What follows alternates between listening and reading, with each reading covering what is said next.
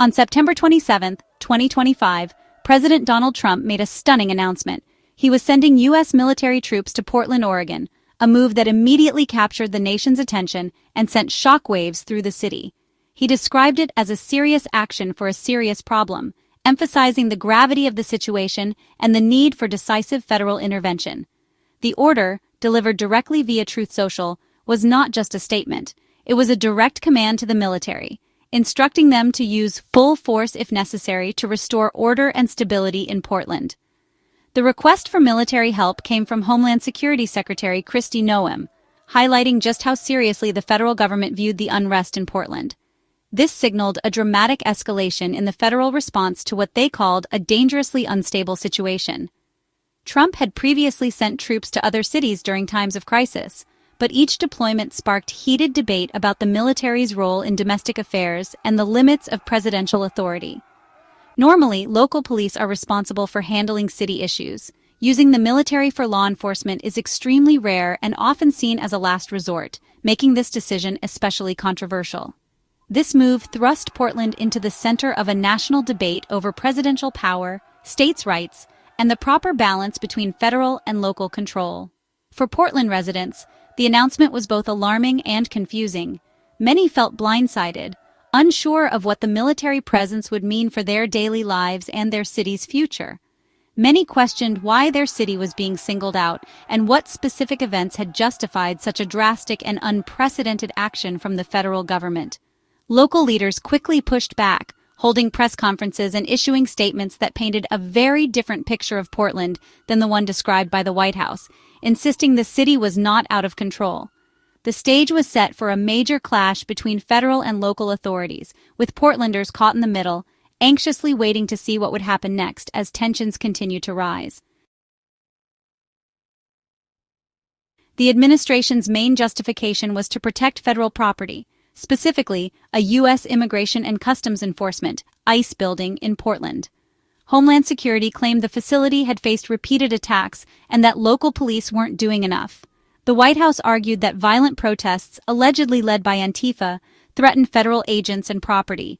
By labeling protesters as terrorists, the administration framed the situation as a national security crisis. This language was used to justify the extraordinary step of deploying the military. The message: the federal government wouldn't stand by while its property and officers were threatened. The deployment was presented as a last resort, blaming local leaders for failing to maintain order. The administration hoped this tough stance would win public support and project strength. President Trump described Portland as war-ravaged, painting a picture of chaos and destruction. He labeled protesters as Antifa and domestic terrorists, escalating the rhetoric and justifying the use of full force. This language was designed to shock the public and build support for military intervention. The administration repeated these terms in media appearances, aiming to create a sense of crisis. The goal: make Americans fear for their safety and see Trump as a decisive leader. This approach also deepened divisions, casting protesters as enemies and Trump as a protector. The tough talk was a hallmark of Trump's style: simple, forceful, and polarizing. By framing the issue as a national security threat, the president turned a local protest into a national emergency.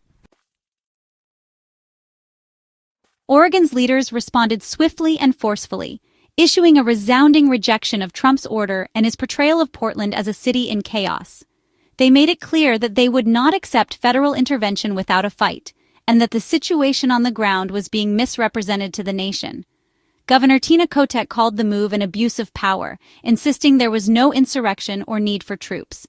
She emphasized that Oregon's own law enforcement was handling the situation and that the state was not seeking outside help. She also revealed that she was not consulted before the announcement, calling the lack of communication from the White House deeply troubling and disrespectful to state authority. Portland Mayor Keith Wilson echoed her concerns, stating, "This is not a military target. The number of necessary troops is 0. He warned that sending in federal forces would only inflame tensions and undermine local efforts to maintain peace. Local officials across Oregon argued that federal troops would only escalate tensions, not solve problems. They pointed to previous incidents where outside intervention had led to more unrest, not less. Oregon's congressional delegation called the move authoritarian and accused Trump of manufacturing a crisis for political gain. They warned that such actions threatened the balance of power between state and federal governments. Senator Ron Wyden dismissed Trump's justification as a fable, saying there was no evidence to support claims of widespread violence or insurrection in Portland. State and city leaders insisted Portland was not in crisis and did not want a military presence. They highlighted the city's resilience and the efforts of local communities to address challenges peacefully.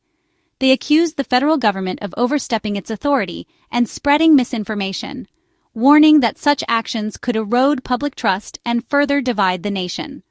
The standoff set the stage for a legal and political battle, with both sides preparing to defend their positions in court and in the public eye. Oregon's leaders vowed to fight the order and protect their city from what they saw as an unnecessary and dangerous intervention, promising to stand united against federal overreach. The conflict between state and federal authorities was now front and center, capturing national attention and raising urgent questions about the limits of federal power and the rights of states to govern themselves. On the ground, Portland looked nothing like the war zone described by the White House. Local news and residents reported a calm, ordinary Saturday, people shopping, dining, and enjoying parks. The area around the ICE facility was quiet, with only a handful of peaceful protesters present. This contradicted federal claims of ongoing violence and siege. Some media outlets had circulated old protest footage, misleading viewers about the current situation. Local officials accused the administration of spreading false information to create a fake crisis. Data showed Portland was recovering, downtown foot traffic was up, and violent crime had dropped 17% compared to the previous year. City leaders argued these facts proved Portland was improving, not collapsing.